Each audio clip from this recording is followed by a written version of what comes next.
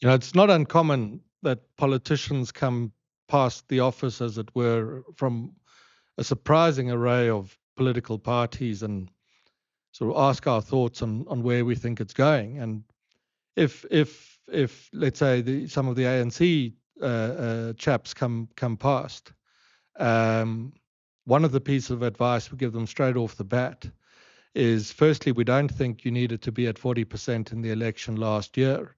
And how's this? We think it's dead easy for the ANC to be back at above 50% of the vote come the election of 2029. And the reason we make those two comments is that the relationship between ANC support and the material circumstances of people has been so firmly established over the last 30 years that it really is not difficult to see what needs to be done for the ANC to get back its national majority. All that has to happen is a modicum of investor confidence, but that's absolutely on the floor. Lifting the rate of fixed investment from the current 15% to a number approaching something near 20, and then in the fullness of time getting to 25.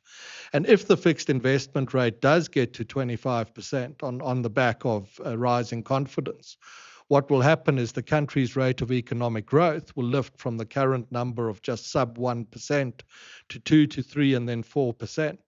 And when that happens, the lift in living standards that this will cause will be more than sufficient to drive the ANC election number north of 50% again, because we poll these things extensively.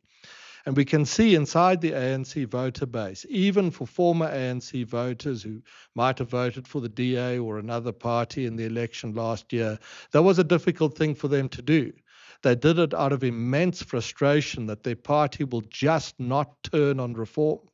And it's a simple matter, therefore, to turn on basic reforms that raise confidence, raise investment, raise growth.